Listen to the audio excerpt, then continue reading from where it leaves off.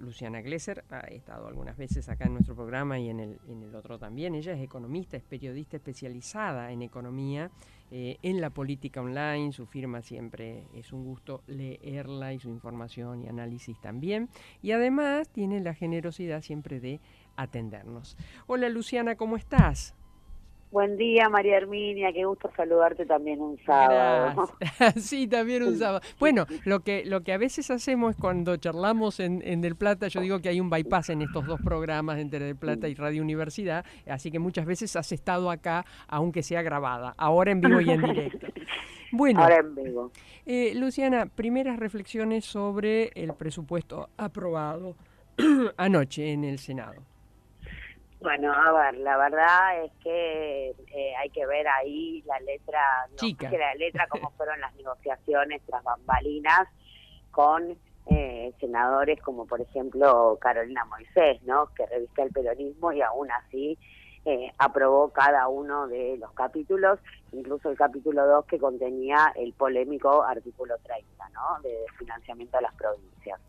Digo, ahí lo que vemos es un artículo que era el decisivo, si se quiere, ¿no? El que partía aguas, que era el artículo 30 del capítulo 2, con un claro de financiamiento de las provincias, Así todas las espadas legislativas de los gobernadores levantaron la mano y lo aprobaron. Entonces, hay que ver cuál fue el pago, ¿no? Que recibieron, porque hasta último momento eso estaba en plenas negociaciones. ¿Puede ser aquella medianoche a las 3 de la medianoche, no, 3 de la mañana?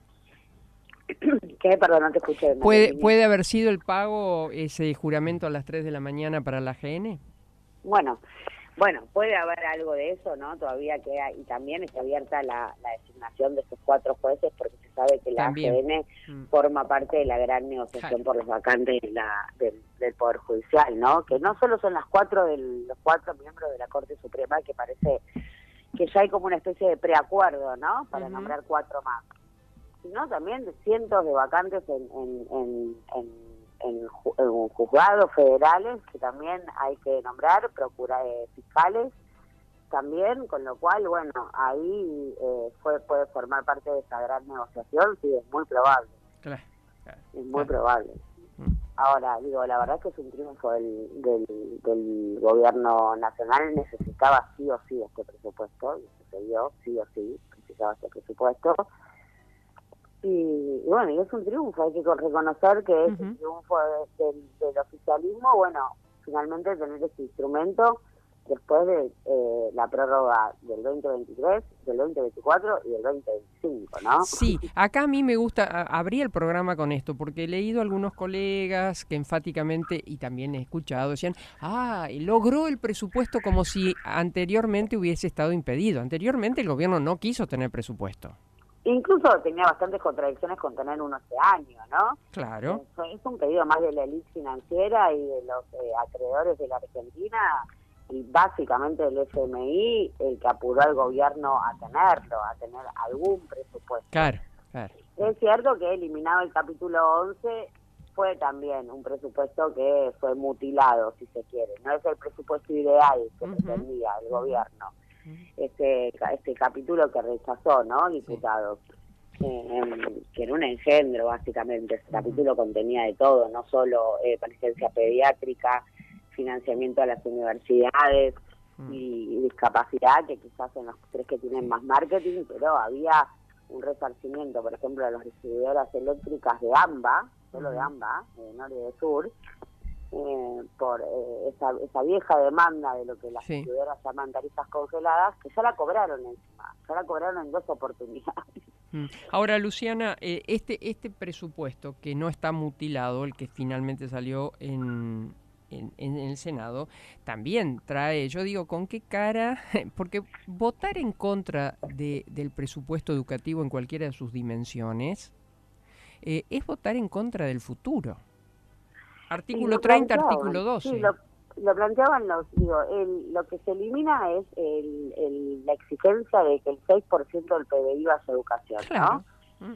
Digo, el 6% del PBI de educación fue un consenso político, sí. No fue una iniciativa atropellada de un sector del arco político.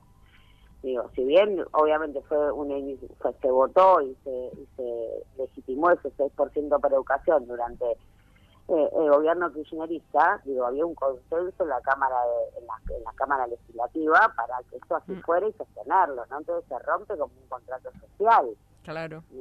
En ese sentido, en no tener la exigencia de destinar el 6% de educación, pero la propia conciencia y lo que hay detrás es quizás algo más dramático, que es un proceso de disolución nacional, ¿no? De provincialización al extremo, donde quiebra un pacto de federalismo, porque digo, lo federal no es que cada provincia defienda sus intereses, sino que hace un proyecto de país, ¿no? Que incluya a los distritos.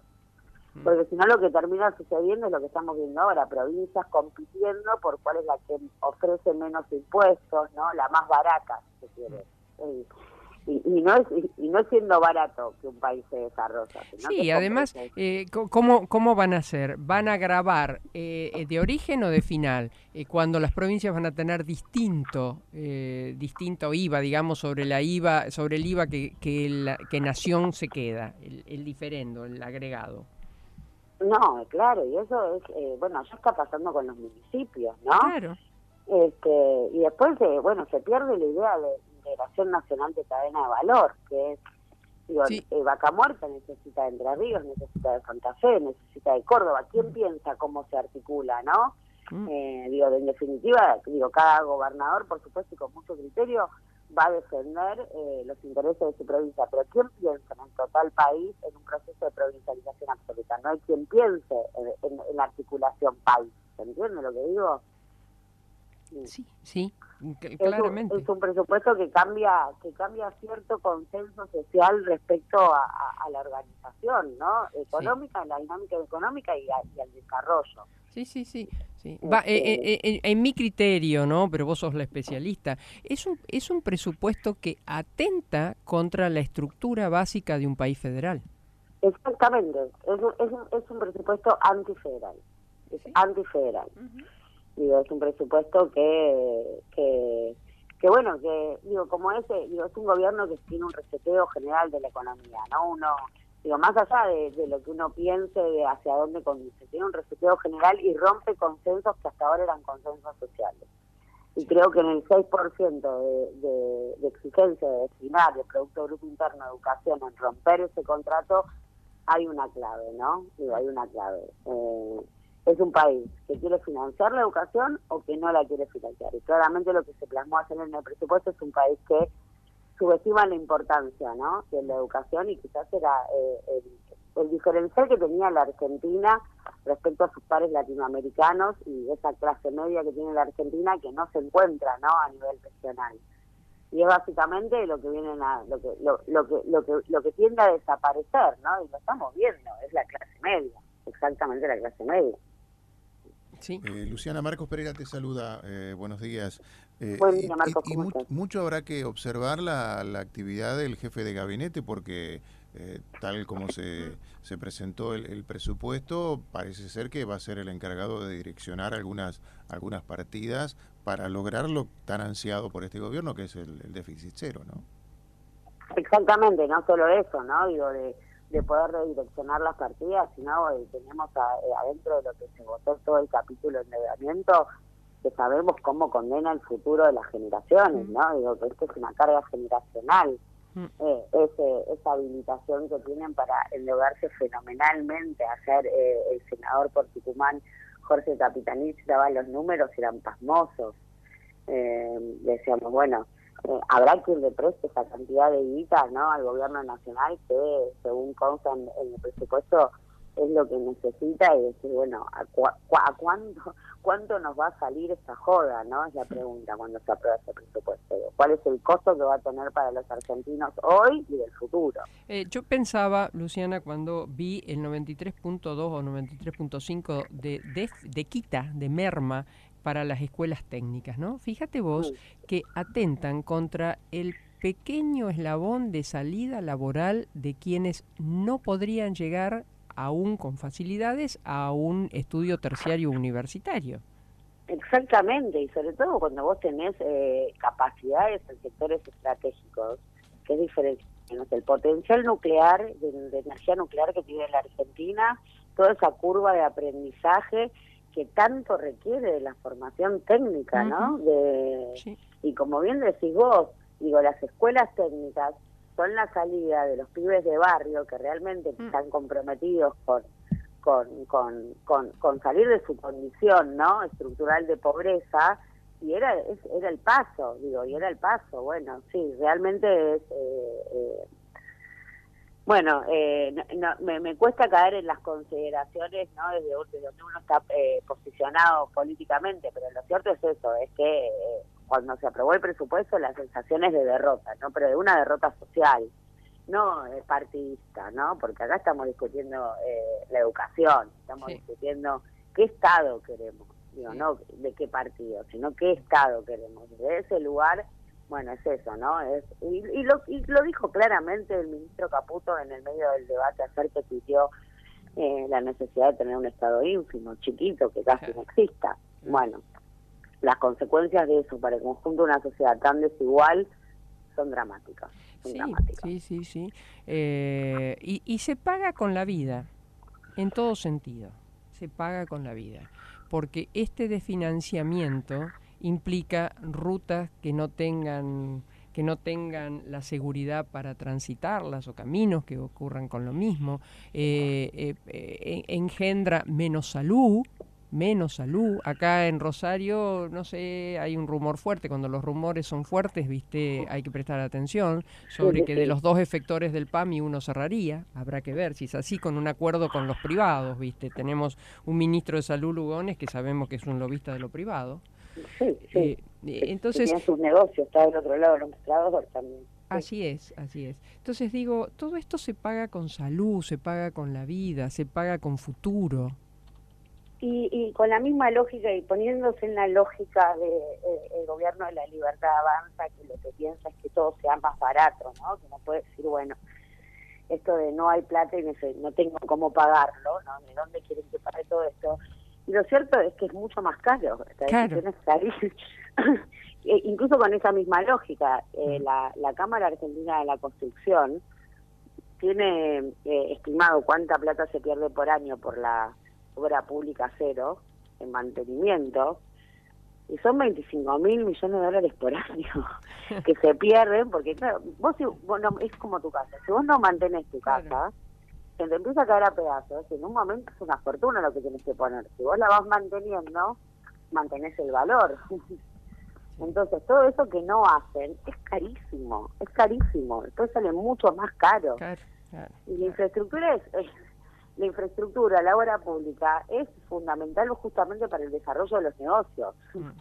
Las escuelas técnicas son fundamentales para el desarrollo de los negocios del país, ¿no? Digo, uno piensa, bueno, ¿qué perfil productivo? Digo, realmente los barriles de petróleo y la minería no alcanzan para los 50 millones de argentinos que somos. No generan laburo para todos los que somos.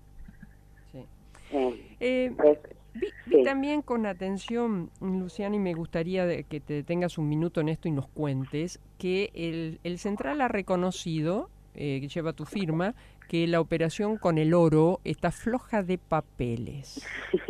¿Nos contás?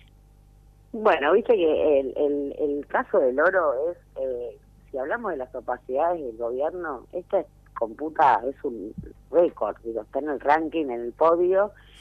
El ministro de Economía reconoció que en septiembre del año pasado fueron cargados X lingotes de oro, porque no puede decir ni cuánto, no dijo ni cuánto, ni ningún detalle de cuántos intereses le generan, ni nada. Lo que reconoció es que esos lingotes de oro fueron sacados del Banco Central durante la madrugada, ¿no? Digo, en una novela policial, en una aerolínea comercial, en un avión comercial, ¿no? De la British Airlines, con destino incierto. No sabemos si fue a Londres, si fue al Banco de Basilea, dónde está, lo reconoce en una entrevista televisiva.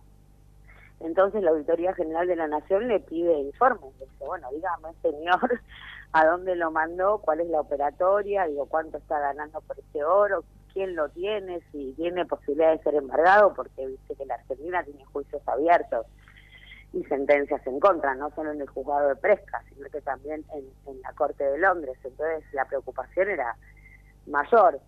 Y el Banco Central le dice, no tengo ningún contrato que mostrarte sobre esa operación. No tengo ningún contrato que mostrarte. O sea, no tengo contrato, no se firmó ningún contrato. Esa es la respuesta institucional que le da el banco a la auditoría.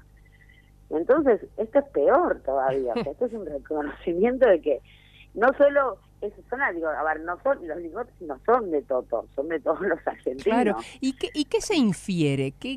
¿Por qué esa jugada? ¿Qué hizo? ¿Para qué? Bueno, a ver, las versiones más fuertes o las más sólidas dan cuenta que el oro se envió en simultáneo a que se negociaba ese repo que recibió la Argentina. Lo que pasa es que de tantos préstamos que recibimos, hay algunos que se nos escapan, pero entre septiembre y octubre Argentina recibió $2.000 millones de los bancos internacionales en una operación repo como la que está buscando ahora y no le sale. Se entiende que ese oro funcionó como garantía de esos $2.000 millones de dólares.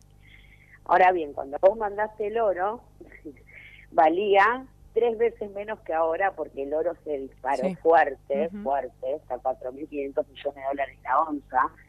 Hay una modificación de las reservas de los bancos centrales del mundo, que venden dólares y compran oro, tienen cada vez más oro y menos dólares en sus... Es todo lo contrario a lo que está haciendo la Argentina. Es exactamente lo contrario a lo que está haciendo la Argentina, porque el dólar se debilita a nivel mundial. Entonces el oro se disparó fuerte. Entonces ahora lo que nosotros podríamos haber mandado, que tampoco sabemos cuánto mandamos y cuánto valía en ese momento, puede haber valer ahora 3 veces más, ¿se entiende? Y lo tenemos ahí caucionado, hipotecado, si se quiere, no empeñado a un valor que tampoco se sabe. Pero que el Banco Central se niegue o le diga a la auditoría que no hay un contrato por esa operación, los deja al límite legal del delito penal. Es como si yo me llevase de mi casa cosas para empeñar que no son mías. Claro. Y no di cuenta, no dejé escrito en ningún lado qué es lo que hice. Digo, no tiene precedente histórico. Digo, es realmente muy grave lo que pasa con el oro. Muy grave. Y ahora, bueno, si bien tuvieron un fallo en primera instancia favorable para el banco, donde en primera instancia el juzgado dijo, bueno, tienen derecho a la confidencialidad si pone en riesgo los activos del país, bueno, ahora la Cámara dice, no, tienen que presentar la información. Entonces hay una intimación ya de la Cámara, del juzgado 8, para que informe a la Auditoría General de la Nación qué es lo que hizo con el oro. Luciana, la aprobación del presupuesto de ayer hará que el gobierno crea que también lo de la reforma laboral saldrá de la misma manera, ¿o esa es otra canción? Qué difícil que es predecir, ¿no? Cuál es el derrotero. Digo, en cualquier otro país uno podría ver con más claridad y a esta altura podría decir, bueno, este proyecto tiene muchas posibilidades de salir o ninguna. Hasta ayer la reforma laboral no tenía ninguna chance. Ahora, cuando vemos ayer que por 46 votos sobre 25 se aprueban articulados tan polémicos, sin debate o sin consideraciones o sin pedir modificaciones sobre ciertos articulados, así como estaban, bueno, dejan muchas dudas, ¿no? Claro. Y ahí hay un interés muy claro, de una necesidad muy clara, de que más allá de que salga la reforma, de que se constituya este Fondo de Asistencia Laboral, ¿no? Este famoso FAL, que si bien para los empleadores no reduce ninguna carga, porque lo mismo que te pagaban antes al sistema previsional, o sea, un 3% que pagaban para tus futuras jubilaciones, ahora lo van a poner en este fondo. O sea, al empleador le sale lo mismo, paga lo mismo, pero lo saca del sistema previsional y lo pone en este fondo. Este fondo, mientras que no haya indemnizaciones que pagar, se puede apostar financieramente. Pero claro, es Como otro negocio más de las entidades financieras. Claro, y eso es lo que le va a dar a Caputo guita para que lo financien a él, en títulos públicos y todos estos bonos, esta plata de la cual ayer pidieron endeudamiento. Luciana, lo que me lleva a pensar mal, siempre los periodistas tenemos que pensar mal, que inclusive puede encontrarse en algún momento un empleador, si esto prospera, sin la plata de la indemnización de ese fondo, porque el amigo Toto la puede usar. Exactamente, y eso es lo que están advirtiendo abogados laboralistas, Sí. principalmente de la corriente del 7 de julio, están marcando esto. Dice, esa plata queda disponible para el uso de la timba. Y vos en la timba, en la apuesta ¿Ganás o financiera, perdés? Fíjate libre. claro, la posibilidad son las dos, digo, no es que ganas o ganas. O es un riesgo, digo, es un riesgo, todos los que timbean tienen ese riesgo. De ganás o perdés, y si perdés, ¿qué pasa? FJP. Las AFJP, digo, la decisión de volver al sistema de reparto, ¿no? Porque también acá hay que entender, cuando hay dos sistemas previsionales, o de reparto o de capitalización. Nosotros estamos en un sistema de reparto donde los trabajadores activos que vamos a laburar financiamos la jubilación de nuestros viejos, o sea, mis aportes jubilatorios van a financiar las jubilaciones de hoy, por eso se llama sistema solidario. Los activos financiamos a los pasivos. En un sistema de capitalización yo me voy juntando en una cajita mi jubilación para el futuro. Claro. Ahora, como los pesos se desvalorizan, digo, faltan 20 años para que yo me jubile, digo, si yo dejo esos pesos en una cajita, cuando me jubile no voy a tener un banco, con la inflación y con todas las características, ¿no? Si quedan ahí. Entonces se supone que hay que hacerlos rendir. Bueno, ese era el sistema de las AFJP, de capitalización, y había que hacer rendir esos pesos. Cuando las personas empezaron a jubilar, después de lo que fue la trágica crisis financiera del 2008, la guita no estaba.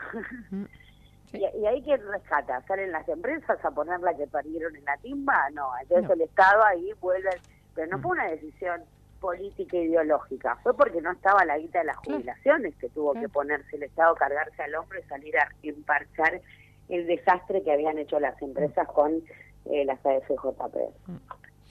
Luciana, bueno, cierra y eso año. Vuelvo con la idea de que te termina saliendo todo mucho más caro, porque bueno, el sistema previsional es muy caro de financiar, ¿no? No tenés trabajadores activos.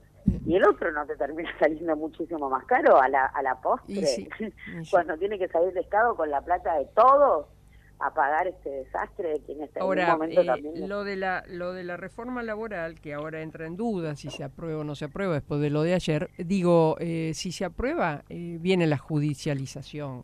Ya lo advirtió inclusive el ministro de Rosati. Sí, absolutamente que viene la judicialización porque desnaturaliza constitucionalmente la naturaleza jurídica de las relaciones de trabajo, ¿no? Exacto. Pero más allá de lo que sucede en el marco general de esta reforma laboral tan ambiciosa, no dejemos de poner el ojo en la FAL, en este fondo. Sí, en este ese es el núcleo. Claro, que es lo que necesita, es la guita que necesita urgentemente el gobierno. Sí. Luciana, como siempre, un placer. Muchas gracias por acompañarnos este año, por siempre estar dispuesta y bueno, y fundamentalmente por poder siempre acudir a tu información, que es precisa, que es, bueno, de los periodistas que uno le gusta mirar porque sabe que, bueno, va sobre lo seguro, ¿no? Que no todo el mundo hoy que escribe tiene ese potencial. Así que muchísimas gracias. No, María Hermina, la agradecida soy yo. La verdad es que para mí es un lujo escucharte a vos cuando me decís colega, es como decirle, mira mami, ya llegué. Ay, por favor. Mami, ya llegué. Bueno, son muy generosas, muchas gracias. Bueno, un buen año, a pesar de todo, como dice Ladia, a pesar de todo, un muy buen año, gracias. Igualmente para vos. La colega Luciana Gleiser, de La Política Online. Grupo Oroño te ofrece la mejor tecnología